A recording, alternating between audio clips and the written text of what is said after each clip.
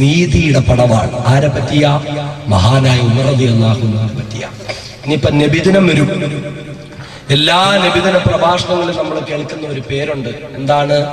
Doctor Michael H heart. ആരും റളിയല്ലാഹു അൻഹു പറയല്ലേ, സഹാബി ഒന്നുമല്ല. എല്ലാ നബിദിന സദസ്സിലും കേൾക്കുമ്പോ ഇനി സഹാബി ആണോ എന്ന് ആരും കരുതണ്ട. അയാൾ ഒരു പുസ്തകം എഴുതിയത് 100 ranking of the most influential persons in history. ചരിത്രത്തിൽ സ്വാധീനം ചെലുത്തിയ 100 മഹാരഥന്മാർ, 100 പേരെ പറ്റി പുസ്തകം എഴുതി. അതിൽ പക്ഷേ 2 മുസ്ലിമീങ്ങളുടെ പേരേ വന്നിട്ടുള്ളൂ. 2 മുസ്ലിങ്ങളെ പറ്റിയേ വന്നിട്ടുള്ളൂ. ഒന്നാമതായി തന്നെ വന്നു മഹാനായ സയ്യിദുനാ നബി മുഹമ്മദ് മുസ്തഫ സല്ലല്ലാഹു അലൈഹി വസല്ലം.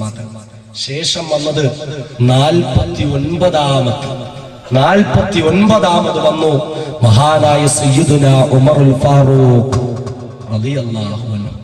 ഉമർ റളിയല്ലാഹു അൻഹു എല്ലാവരും അംഗീകരിക്കുന്നു, എല്ലാവരും ആദരിക്കുന്നു. എന്നാൽ ഈ ഉമർ ആരായിരുന്നെന്നറിയോ? ഉമറിനൊരു കാലം ഉണ്ടായിരുന്നു. ദിവസവും രാവിലെ ഉമറിന്റെ ഉപ്പയായ ഖത്താബ് 100 ഒട്ടകങ്ങളുമായി ഉമറിനെ പറഞ്ഞു വിടും ബത്ഹായിന്റെ താഴ്വരയിലേക്ക് ഒട്ടകത്തെ മേയിക്കാൻ. അങ്ങനെ ഉമർ ഒട്ടകത്തിന്റെ മൂക്കുകയറും പിടിച്ചുകൊണ്ട് നടന്നു നീങ്ങും. അങ്ങനെ പോയി വൈകുന്നേരം ഉമർ ഒട്ടകങ്ങളെയും കൊണ്ട് വീട്ടിലേക്ക് വരും.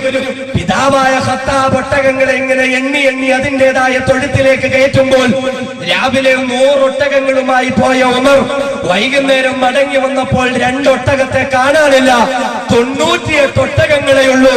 2 ഒട്ടകങ്ങളെ പോലും നേരെ നോക്കാൻ നിനക്ക് കഴിയില്ലേടാ എന്ന് ചോദിച്ച് ഉമർ റളിയല്ലാഹു അൻഹുവിന്റെ ഉപ്പയായിരുന്ന ഖത്താബ് ഒട്ടകത്തെ അടിക്കുന്ന ചാട്ടവാര കൊണ്ട് ഉമറിനെ അടിക്കുമായിരുന്നു. 2 ഒട്ടകങ്ങളെ മേയ്ക്കാൻ അറിയാതെ പോയിരുന്ന ഉമർ ആരായി മാറി? ലോകത്തിന്റെ 4/3 ഭാഗങ്ങളെയും മാതൃകാ ഭരണമായി ഭരണം നടത്തുന്ന ഒരു മഹാനായ ചക്രവർത്തിയായി മാറി. എങ്ങനെയാ ഉമർ റളിയല്ലാഹുവിന്റെ ജോലി എന്താണെന്നറിയോ? മക്കയിലുള്ള ഖുറൈശി പ്രമുഖന്മാരുടെ കൊട്ടേഷൻ ഗുണ്ടയായിരുന്നു ഉമർ. കൊട്ടേഷൻ ഗുണ്ട ഉമറിനെ വിളിച്ചിട്ട് പറയും, ഉമറേ ഇത്ര പണം തരാം, ഇന്ന ആളെ അങ്ങ് തട്ടിയേക്കുക, കൈയാണോ കാലാണോ തലയാണോ ഉമറിനോട് ചോദിച്ചാൽ മതി, എന്ത് വേണമെങ്കിലും ഉമർ കൊണ്ടുവന്ന് കൊടുക്കും. കൊട്ടേഷൻ ഗുണ്ടയായിരുന്നു ഉമർ. ഒരു ദിവസം മഹാനായ ഉമർ റളിയല്ലാഹു അൻഹുവിനെ വിളിച്ചു. മഹാനായ ഉമറിനെ വിളിച്ചിട്ട് ഖുറൈശികൾ കൊട്ടേഷൻ ഏൽപ്പിക്കുകയാണ്. ഉമറേ, ഞങ്ങള് നിനക്ക് തരുന്ന കൊട്ടേഷൻ എന്തെന്നറിയുമോ? മുഹമ്മദ് എന്ന പേരുള്ള ഒരു നേതാവ് വന്നിട്ടുണ്ട്. മുഹമ്മദ് എന്ന പേരുള്ളതായ ഒരു പരിഷ്കരണവാദി വന്നിട്ടുണ്ട്. ഉമറേ, നീ പോയ മുഹമ്മദിന്റെ തലയെറുക്കണം. ഉമറേ, 100 ഒട്ടകങ്ങളെ നിനക്ക് സമ്മാനമായി നൽകാം. ഉമറേ, മഹാനായ ഉമർ റളിയല്ലാഹു അൻഹു യാത്രയാവുകയാണ്. തന്റെ കുതിരപ്പുറത്ത് കയറി ഇടവാളൂരി ഉയർത്തിപ്പിടിച്ചുകൊണ്ട് മഹാനായ ഉമർ യാത്രയാവുകയാ. അപ്രകാരം ഉമർ ഇങ്ങനെ യാത്രയാകുമ്പോൾ വഴിയിൽ വെച്ച് ഉമറിന്റെ ഒരു കൂട്ടുകാരൻ ഉമറിനെ കാണുകയാണ്. രഹസ്യമായി മുസ്ലിമായ ഒരു കൂട്ടുകാരനാണ്. ഉമർ ഇങ്ങനെ പോകുമ്പോൾ ഉമറിന്റെ കൂട്ടുകാരൻ ഉമറിനെ തടഞ്ഞു നിർത്തുകയാണ്. എന്നിട്ട് ചോദിക്കുകയാണ്, ഐന തുരീദു യാ ഉമർ? ഉമറ്, ഉടവാള് മൂലം ഉയർത്തിപ്പിടിച്ചുകൊണ്ട് നിന്റെ പടക്കുതിയുടെ പുറത്ത് കയറിക്കൊണ്ട് എവിടേക്ക് പോകുന്നു ഉമറേ? ഐന തുരീദു യാ ഉമർ? എവിടേക്ക് പോകുകയാണ് ഉമർ? ഉടൻ തന്നെ ഉമറാ മറുപടി പറയുന്നു, കൂട്ടുകാരാ, ഞാൻ എവിടേക്ക് പോകുന്നെന്നറിയുമോ? ഉരീദു ഹാദ സബിയല്ലദീ ഫറഖ അംറ ഖുറൈശ്. ഉമറേ, പ്രിയപ്പെട്ട കൂട്ടുകാരാ, ഈ ഉമർ പോകുന്നത് എങ്ങോട്ടാണെന്നറിയുമോ? ഉരീദു ഹാദ സബിയല്ലദീ ഫറഖ അംറ ഖുറൈശ്. ഖുറൈശികളുടെ വിശ്വാസം അന്ധവിശ്വാസങ്ങൾ എന്ന് പറഞ്ഞ, ഖുറൈശികളുടെ ആചാരങ്ങൾ അനാചാരങ്ങൾ എന്ന് പറഞ്ഞ, ഇത്രയും നാൾ അടിമകളായി കഴിഞ്ഞ ബിലാലിനും അമ്മാറിനും യാസിറിനും പോലെയുള്ളവർക്ക് സ്വാതന്ത്ര്യം കൊടുക്കണമെന്ന് പറഞ്ഞ മുഹമ്മദിനെ കൊല്ലാൻ, ആ മുഹമ്മദിന്റെ തലയറുക്കാൻ ഖുറൈശികളുടെ കൊട്ടേഷനും വാങ്ങിയെടുത്തുകൊണ്ട് ഉമർദാ യാത്രയാകുന്നു കൂട്ടുകാരാ. ഉടൻ തന്നെ രഹസ്യമായ മുസ്ലിമായ ഉമറിന്റെ കൂട്ടുകാരൻ ചോദിച്ചു, ഉമറേ നീ എന്നാണ് അബ്ദുള്ളയുടെ മകനായ മുഹമ്മദ് മുസ്തഫാന്റെ തലയെറുത്താൽ ഉമറേ നിനക്ക് തോന്നുന്നുണ്ടോ ആ മുഹമ്മദിന്റെ കുടുംബക്കാരായ അബ്ദു മനാഫ് കുടുംബക്കാര് നിന്നെ വെറുതെ വിടുമെന്ന് നിനക്ക് തോന്നുന്നുണ്ടോ? ഉമറേ താരിഖേക തംശി അലൽ അർദ്, ഭൂമിയിലൂടെ സ്വസ്ഥമായി നടന്നു നീങ്ങാൻ നിന്നെ അവര് വെറുതെ വിടുമെന്ന് നിനക്ക് തോന്നുന്നുണ്ടോ? ഉമറേ ഉമറുടെ ആ ചോദ്യം ഇഷ്ടപ്പെടുന്നില്ല. ഉമറിന് ചോദ്യം ചെയ്യാൻ വരുന്നു, ഉമറിനെ വിരട്ടാൻ വരുന്നു. ഉമറുടെ കുതിരപ്പുറത്ത് നിന്ന് ചാടി ഇറങ്ങുകയാണ്. നീ മുഹമ്മദിന് വേണ്ടി വക്കാലത്ത് പറയാൻ വരുന്നു, മുഹമ്മദിന് വേണ്ടി എന്റെ മുന്നില് മുഹമ്മദിന് വേണ്ടി വാദിക്കുവാൻ വരുന്നു. എങ്കിലാദ്യം നിന്റെ തല തന്നെ ഞാൻ അറുത്തു മാറ്റട്ടെ. ഉമർ റളിയല്ലാഹു അൻഹു അല്ലാഹുവിന്റെ ഹബീബിന് വേണ്ടി സംസാരിച്ച തന്റെ കൂട്ടുകാരന്റെ തലയെറുക്കാൻ പോവുകയാണ്. ഉടൻ തന്നെ ആ കൂട്ടുകാരൻ ചോദിച്ചു, ഉമറേ ആര് മുഹമ്മദ് മുസ്തഫ സല്ലല്ലാഹു അലൈഹി വസല്ലമ തങ്ങളുടെ ആളായി തീർന്നാലും നീ അവരെ കൊല്ലുമോ ഉമറേ? നീ അവരുടെ തലയെറുക്കുമോ ഉമറേ? ഉമർ പറഞ്ഞു, ആരായാലും ഞാൻ അവരെ കൊല്ലുന്നതാ, ആരായാലും ഞാൻ അവരുടെ തലയെറുക്കുന്നതാ. ഉടൻ തന്നെ കൂട്ടുകാരൻ പറഞ്ഞു, ഉമറേ എങ്കിൽ നീ എന്റെ തലയല്ലടാ അറുക്കേണ്ടത്, പിന്നെയോ അഫലാ തർജിഉ ഇലാ അഹ്ലിക ഫഖവ്വിം അംറഹും. ഉമറേ നീ നിന്റെ കുടുംബക്കാരുടെ അടുക്കലേക്ക് പോടാ. നിന്റെ സഹോദരി ഫാത്തിമ മുസ്ലിമായി ഉമറേ,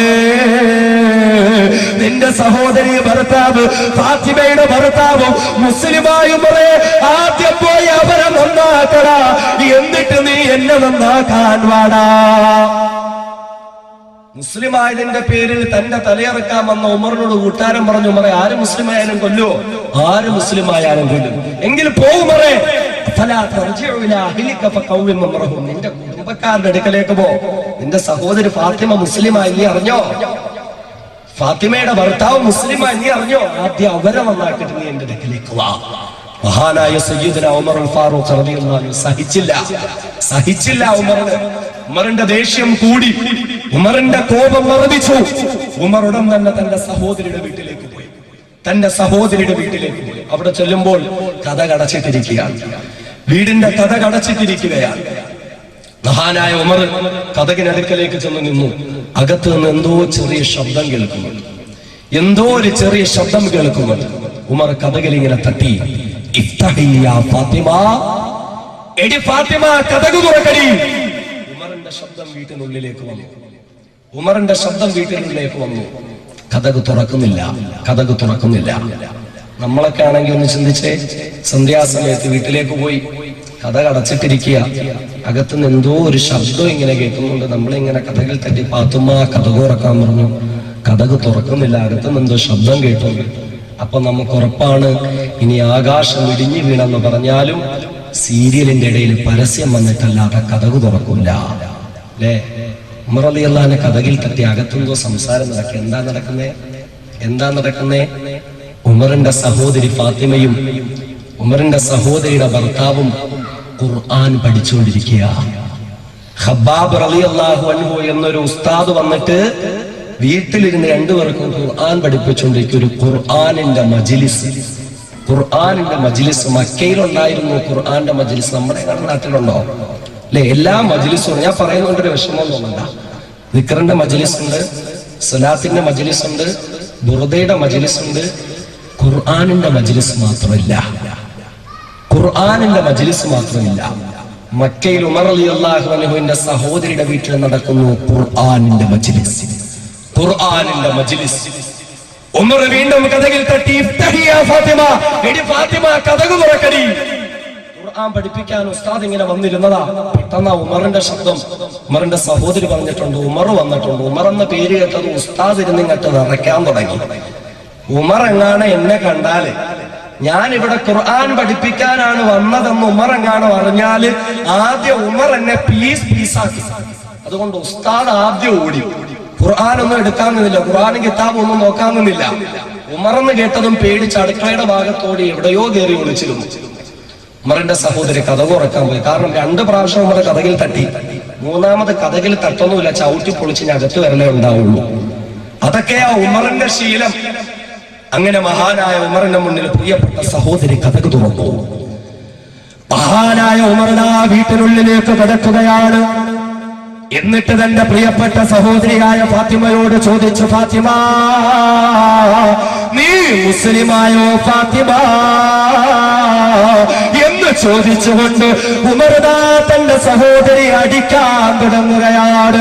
തന്റെ സഹോദരിയുടെ മുഖത്തേക്ക് ഉമർദാ അടിക്കാൻ തുടങ്ങുകയാ. ഉടൻ തന്റെ സഹോദരിയുടെ ഭർത്താവ് തടസ്സം പിടിക്കാൻ വരികയാണ്. രണ്ടുപേരെയും ഉമർ മർദ്ദിക്കുകയാണ്. എന്തൊക്കെയാണോ തന്റെ കയ്യിൽ കിട്ടിയതെല്ലാം എടുത്തുകൊണ്ട് ഉമർ അവരെ അടിക്കുകയാണ്. അവരുടെ ശരീരം പൊട്ടുകയാ, തല പൊട്ടി രക്തമൊഴുകുകയാണ്, മുഖം പൊട്ടി രക്തമൊഴുകുകയാണ്. ഉമർ ക്രൂരമായി അവരെ മർദ്ദിക്കുകയാ. അങ്ങനെ രണ്ടുപേരും മർദ്ദനം കൊണ്ട് അവശരായ വീടിന്റെ 2 വശത്തിരിക്കുകയാണ്. അകത്തേറി ഒളിച്ചിരുന്ന ഖബാബ് റളിയല്ലാഹു അൻഹു പുറത്തേക്ക് വരാതെ ഒളിച്ചിരിക്കുകയാണ്. ഉമറിന്റെ ദേഷ്യം തീരുന്നില്ല. ഉമർ ദേഷ്യത്തോടുകൂടി നോക്കുമ്പോൾ അതാ വിശുദ്ധ ഖുർആൻ കിടക്കുകയാണ്. ഖബാബ് റളിയല്ലാഹു അൻഹു ഖുർആൻ എടുക്കാതെ അകത്തേക്ക് ഓടിയതല്ലേ, ആ ഖുർആൻ അവിടെ കിടക്കുകയാണ്. ഉമർ പെട്ടെന്ന് ആ ഖുർആൻ എടുക്കാൻ പോവുകയാണ്. അതേ ഉമറിന്റെ പെങ്ങൾ ഫാത്തിമയുണ്ടല്ലോ, ഉമർ ക്രൂരമായി മർദ്ദിച്ചുകൊണ്ട് ഫാത്തിമ അവശയായി വീണ് കിടക്കുകയാ. മഹദിയായ ഫാത്തിമ ഉമറിന്റെ കയ്യിൽ പെടുന്നതിന് മുമ്പ് ഉടൻ തന്നെ വിശുദ്ധ ഖുർആൻ എടുത്ത് നെഞ്ചോട് ചേർക്കുകയാ. ഉമറിന്റെ സഹോദരിയാണ്, ഉമറിന്റെ ധീരതയുള്ള സഹോദരിയാ, ഉമറിന്റെ ധൈര്യമുള്ള സഹോദരിയാ. ഉമർ പറഞ്ഞു, ഫാത്തിമ ഇഅ്തിലി ഹാദിഹി സഹീഫത യാ ഫാത്തിമ, ഫാത്തിമ അതിങ്ങു തരൂ ഫാത്തിമ, ഞാനൊന്ന് വായിക്കട്ടെ ഫാത്തിമ. ഉടൻ തന്നെ മഹദിയായ ഫാത്തിമ പറഞ്ഞു, ഇല്ല ഉമർ, ഇന്നക നജസുൻ വ ഇന്നഹാ താഹിർ ലാ യമസ്സുഹാ ഇല്ലാ മുതഹിറുൻ. ഇല്ല ഉമർ, നീ ദേഷ്യത്തിലാണ് ഉമർ, നീ ദേഷ്യം കൊണ്ട് അശുദ്ധിയോടുകൂടി നിൽക്കുകയാണ് ഉമർ. ഈ ഖുർആൻ പരിശുദ്ധമാണ് ഉമർ. ദേഷ്യത്തോടുകൂടി നിൽക്കുന്ന, കോപത്തോടുകൂടി നിൽക്കുന്ന നിന്റെ കയ്യിലേക്ക് ഈ ഖുർആൻ ഞാൻ തരില്ല ഉമറേ. മഹാനായ ഉമർ ചോദിച്ചു, ഫാത്തിമ എന്ത് ചെയ്താൽ നീ അതെനിക്ക് തരുന്നതാണ്? ഉടൻ തന്നെ ഫാത്തിമ പറഞ്ഞു, ഉമറേ നീ പോയി കുളിച്ച് ശുദ്ധിയായി വരിക ഉമറേ. ഉമറുടൻ തന്നെ യാത്രയാവുകയാണ്. ഉമർ പോയി കുളിച്ച് ശുദ്ധിയായി ശുഭവസ്ത്രധാരിയായി മടങ്ങി വരികയാണ്. هذه الصحيفة يا فاطمة ഫാത്തിമ അതിങ്ങ് തരൂ ഫാത്തിമ, ഫാത്തിമ അതിങ്ങ് തരൂ ഫാത്തിമ. മഹദിയായ ഫാത്തിമ റളിയല്ലാഹു അൻഹാ ഉമറിന്റെ കയ്യിലേക്ക് ഖുർആൻ കൊടുക്കുകയാണ്. ഉമറിന്റെ കയ്യിലേക്ക് ഖുർആൻ കൊടുക്കുകയാണ്. അതേ ചരിത്രത്തിന്റെ ഗതി പോലും മാറുകയാണ്. ചരിത്രം മാറ്റിമറിക്കപ്പെടുകയാണ്. ഉമർ ദാ ഖുർആൻ ഓതാൻ തുടങ്ങുകയാ. എന്റെ ചെറുപ്പക്കാരാ, ഉമറാകാൻ നിനക്ക് കഴിയുമോ? എങ്കിൽ എന്റെ പൊന്നുമോനെ ഖുർആൻ നീ ഒന്ന് കൈകൊണ്ടെടുക്കടാ. അല്ലാഹുവിന്റെ ഖുർആൻ നീ ഒന്ന് പാരായണം ചെയ്യടാ. പാടായ ഉമർ വായിക്കുകയാണ്. ബിസ്മില്ലാഹിർ റഹ്മാനിർ റഹീം. കരുണാമയനായ, കരുണാവാരിധിയായ അല്ലാഹുവിന്റെ നാമത്തിലാണല്ലോ ഈ ഖുർആൻ തുടങ്ങുന്നത്. അതേ ദുനിയാവിൽ വഴിപ്പെട്ടവർക്കും വഴിപ്പെടാത്തവർക്കും കരുണ ചെയ്യുന്ന, എന്നാൽ ആഖിറത്തിലോ തനിക്ക് വഴിപ്പെട്ടവർക്ക് മാത്രം കരുണ ചെയ്യുന്ന അല്ലാഹുവിന്റെ നാമത്തിലാണല്ലോ ഈ ഖുർആൻ തുടങ്ങുന്നത്. ഇതെത്രയോ സുന്ദരമായ വചനങ്ങളാണ്, ഇതെത്രയോ സുന്ദരമായ നാമങ്ങളാണ്. വീണ്ടും ഉമർദാ വായിച്ചു തുടങ്ങുകയാണ്. ത്വാഹ ത്വാഹ മാ അൻസൽനാ അലൈക്കൽ ഖുർആന ലിതഷ്ഖാ ഇല്ലാ തദ്കിറതൻ ലിമൻ യഖ്ശാ. ഉമർ വായിച്ചു തുടങ്ങുകയാണ്, ത്വാഹ ഏ ത്വാഹ നബിയേ, ഏ ത്വാഹ നബിയേ, മാ അൻസൽനാ അലൈക്കൽ ഖുർആന ലിതഷ്ഖാ. ഇല്ല നബിയേ, ഇല്ല നബിയേ, ഇല്ല നബിയേ, താങ്കളെ ബുദ്ധിമുട്ടിപ്പിക്കാൻ, താങ്കളെ വിഷമിപ്പിക്കാൻ ഞാൻ ഈ ഖുർആൻ ഇറക്കിയില്ല നബിയേ. ഉമർ ചിന്തിച്ചു പോവുകയാണ്, ഇതെത്രയോ സാഹിത്യ സമ്പുഷ്ടമായ വാചകങ്ങളാണ്. മുഹമ്മദ് സാഹിത്യം പഠിച്ചിട്ടില്ല, മുഹമ്മദിന് എഴുതാൻ അറിയില്ല, മുഹമ്മദിന് എഴുതിയാൽ തന്നെ വായിക്കാൻ അറിയില്ല, മുഹമ്മദ് സാഹിത്യവും പഠിച്ചില്ല. പക്ഷേ ഇതെത്രയോ സാഹിത്യ സമ്പുഷ്ടമായ വാചകങ്ങളാണ്. ഇല്ല ഇല്ല, ഇത് മുഹമ്മദിന്റെ വാക്കുകളല്ല, ഇത് ലോകത്തുള്ള ഒരു മനുഷ്യന്റെയും വാക്കുകളല്ല, ഇത് രാജാതിരാജനായ പടച്ചവന്റെ വാക്കുകളാണ്. വീണ്ടും ഉമർ ഇങ്ങനെ വായിച്ചു വായിച്ചു വരികയാണ്, ഇന്നനി അനല്ലാഹ്, ഇന്നനി അനല്ലാഹ്, ലാ ഇലാഹ ഇല്ലാ അന ഫഅബ്ദുനി വഅഖിമിസ് സ്വലാത്ത ലിദ്കിരി. ഉമർ വായിക്കുകയാണ്, ഇന്നനി അനല്ലാഹ്, നിശ്ചയം ഞാനാണ് അല്ലാഹ്, ഞാനാണ് അല്ലാഹ്, ഞാനാണ് അല്ലാഹ്, ലാ ഇലാഹ ഇല്ലാ അന ഫഅബ്ദുനി. ഞാനല്ലാതെ ഇബാദത്ത് ചെയ്യപ്പെടേണ്ടവനില്ല, ഞാനല്ലാതെ ആരാധിക്കപ്പെടേണ്ടവനില്ല, ഞാനല്ലാതെ വിളിച്ച് പ്രാർത്ഥിക്കപ്പെടേണ്ടവനില്ല, ഞാനല്ലാതെ നേർച്ച നിവേദ്യങ്ങൾ അർപ്പിക്കപ്പെടേണ്ടവനില്ല, ഞാനല്ലാതെ പരിപാലകനില്ല, ഞാനല്ലാതെ സൃഷ്ടാവില്ല, ഞാനല്ലാതെ സംഹാരകർത്താവില്ല, ഞാനല്ലാതെ ആരാധനാമൂർത്തിയുമില്ല. അതുകൊണ്ട് ഫഅബ്ദുനി, എന്നെ മാത്രം നീ ആരാധിക്കുക, എന്നോട് മാത്രം നീ പ്രാർത്ഥന നടത്തുക, എനിക്ക് വേണ്ടി മാത്രം നീ സുജൂദ് ചെയ്യുക, എനിക്ക് വേണ്ടി മാത്രം നീ നേർച്ച നിവേദ്യങ്ങൾ അർപ്പിക്കുക. ഈ ഒരു വാചകം വായിക്കുമ്പോൾ ഉമർ ചിന്തിക്കുന്നു, അല്ലാഹ്, ഞാനും പടച്ചവന്റെ അടിമയാണ്, ഞാനും അല്ലാഹുവിനെ അനുസരിക്കേണ്ടവരാണ്, ഞാനും അല്ലാഹുവിനെ ആരാധിക്കേണ്ടവരാണ്. ഇതാണോ മുഹമ്മദ് പഠിപ്പിക്കുന്നത്? എങ്കിലാ മുഹമ്മദിനെ എനിക്കൊന്ന് കാണണം, എങ്കിലാ മുഹമ്മദിനോട് എനിക്ക് സംസാരിക്കണം. ഐന മുഹമ്മദ് യാ ഫാത്തിമ,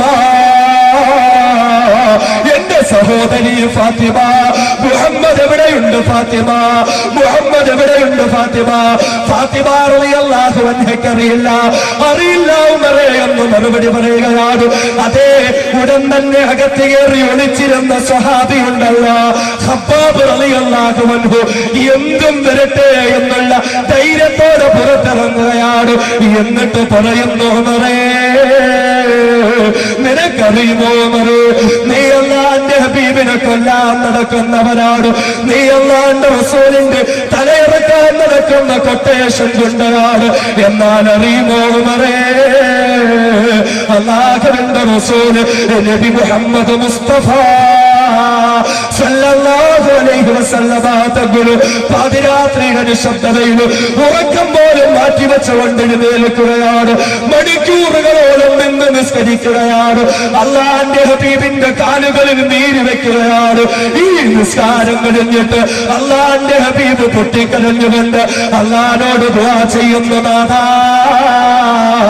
അല്ലാഹുമ്മ അയ്യിദിൽ ഇസ്ലാം, പടച്ചവനെ ഇസ്ലാമിനെ നീ ശക്തിപ്പെടുത്തണേ നാഥാ.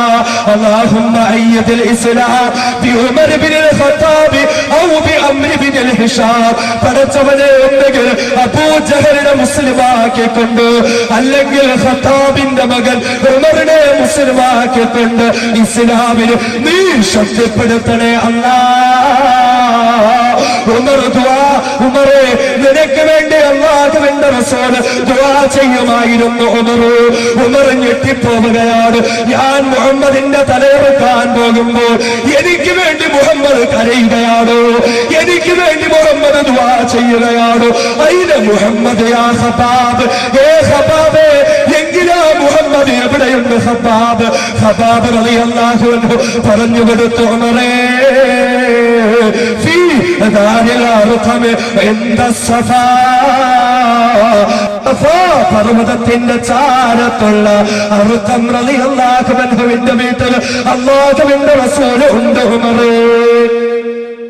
മഹാനായ ഉമർ റളിയല്ലാഹു അൻഹു യാത്രയാകുന്നു ദാറുൽ അർഖമിലേക്ക്, അർഖം റളിയല്ലാഹു അൻഹുവിന്റെ വീട്ടിലേക്ക് അല്ലാഹുവിന്റെ റസൂലിനെ കാണാൻ ഉമർ ഇങ്ങനെ പോയി. ഏകദേശം 40ഓളം സഹാബാക്കൾ ആ വീട്ടിനകത്ത് ഒളിച്ചു താമസിക്കുക. ആരെ പേടിച്ചിട്ടാ? ഒന്നാമത് പേടിക്കുന്നത് ഉമറിനെയാണ്. ആ ഉമറ അങ്ങോട്ടില്ല. ആ അവസ്ഥ ചിന്തിച്ചു നോക്കി. അല്ലാഹുവിന്റെ റസൂൽ ഇങ്ങനെ കാവൽക്കാരെ നിർത്തിയിട്ടുണ്ട്. അപ്പോ വാതിലിനകത്ത് ഒരു സഹാബി ഇങ്ങനെ എപ്പോഴും വാതിലിനകത്തുണ്ടാവും. കഥക് തട്ടുന്നവരെ തുറക്കും, ആരാന്ന് നോക്കും, കാര്യം ചോദിക്കും. കഥകളിങ്ങനെ തട്ടി, പ്രതീക്ഷിക്കാതെ ആരോ വന്നു എന്ന് പറഞ്ഞ് കഥക് തുറന്നു നോക്കിയപ്പോ ഉമറാണ്. പടച്ചോമ്പുരാനെ ജീവിതത്തിൽ ഇതേപോലെ ആ സഹാബി ഞെട്ടിയിട്ടുണ്ടാവില്ല. അദ്ദേഹം നോക്കി ഉമർ ഇങ്ങനെ നിൽക്കുക. ഉമർ ഉടൻ തന്നെ ഗാംഭീര്യത്തോട് പറഞ്ഞു, മുഹമ്മദിന്റെ, എനിക്ക് മുഹമ്മദിനെ ഒന്ന് കാണണം സല്ലല്ലാഹു അലൈഹി വസല്ലം.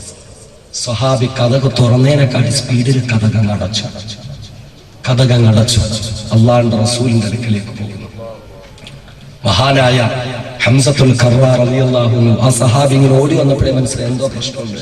തടഞ്ഞു നിർത്തി. എന്താ കാര്യം? ഉമർ വന്നിട്ടുണ്ട്, കഥകിൽ തട്ടുന്നു, റസൂലുള്ളാഹിയെ കാണുമോ? അത്രയുള്ളോ? എല്ലാവർക്കും പേടിയാ. ഹംസ റളിയല്ലാഹു അൻഹുവിനും പേടിയില്ല. കാരണം ഉമറിനോട് ഏറ്റുമുട്ടാൻ അതേ ശക്തിയുള്ള മഹാനായ ഹംസത്തുൽ കർറാർ റസൂലുള്ളാഹിന്റെ അടുത്ത്, നബിയെ ഉമർ വന്നിട്ടുണ്ട്, കഥക് തുറക്കാൻ പറയുന്നു. കഥക് തുറക്കാമല്ലോ, കുഴപ്പമൊന്നുമില്ലല്ലോ. അല്ലാഹുവിന്റെ റസൂൽ പറഞ്ഞു, കുഴപ്പമെന്താ, കഥക് തുറക്കാമല്ലോ. ഈ പേടിച്ച് പിന്മാറുന്ന സ്വഭാവമൊന്നും ഇസ്ലാമിലില്ല.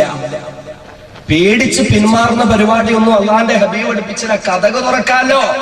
ഉമറല്ല, ഇനി ഉമറിന്റെ ഉപ്പാപ്പ വന്നാൽ എന്താ, നമുക്ക് കഥ തുറക്കാമല്ലോ.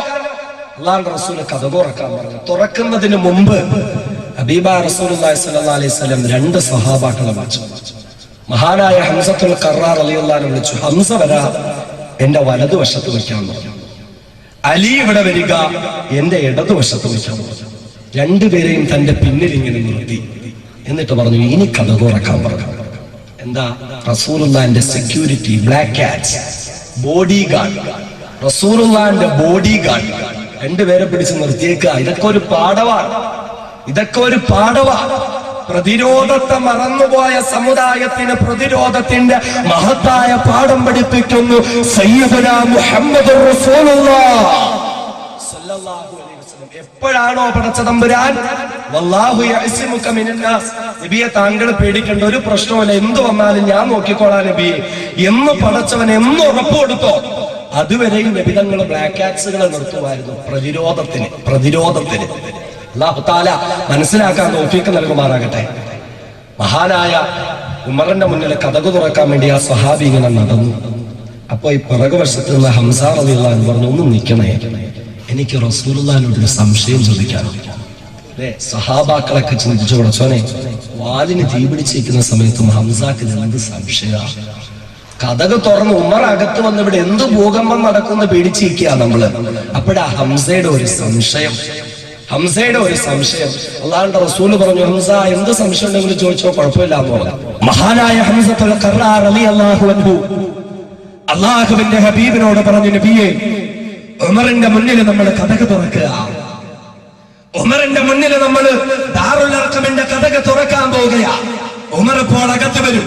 ഉമർ നമ്മുടെ ശത്രുവാണ്. ഉമർ നമ്മെ വകവരുത്താൻ നടക്കുന്നവരാണ്. അതുകൊണ്ട് നബിയെ ഈ ഉമർ അകത്തേക്ക് വരുമ്പോൾ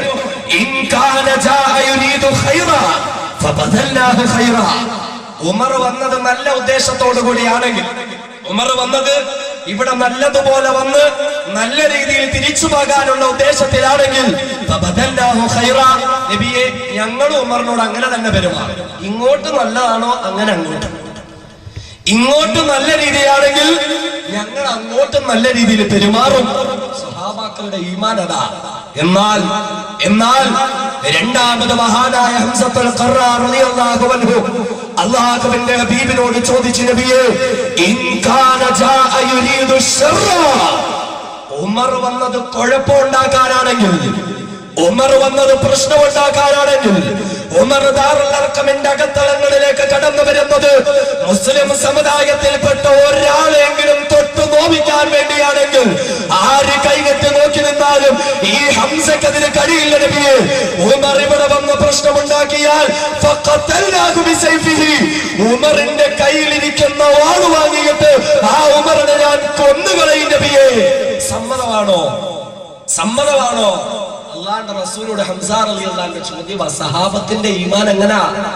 എത്ര വലിയ ആള്, എത്ര വലിയ കൊടിയ ശത്രു എന്ന് പറഞ്ഞാലും ഇങ്ങോട്ട് നല്ല രീതിയിലാണെങ്കിൽ തിരിച്ചു അങ്ങോട്ടാ. പക്ഷേ ആവശ്യമില്ലാതെ സമുദായത്തിന്റെ നെക്കിട്ടങ്ങാണം കേറാൻ വന്നാൽ, ആവശ്യമില്ലാതെ തൊട്ട് നോവിക്കാൻ വന്നാൽ, മഹാനായ ഹംസത്തുൽ ഖർറാർ റളിയല്ലാഹു അൻഹു ചോദിച്ചു പറയുന്നു നബിയെ, ഫഖതൽനാകു ബിസൈഫിഹി, ഉമറിന്റെ കയ്യിലുള്ള ആയുധം വാങ്ങിയെടുത്ത് ഞാൻ ഉമറിനെ കൊന്നുകളയും നബിയെ.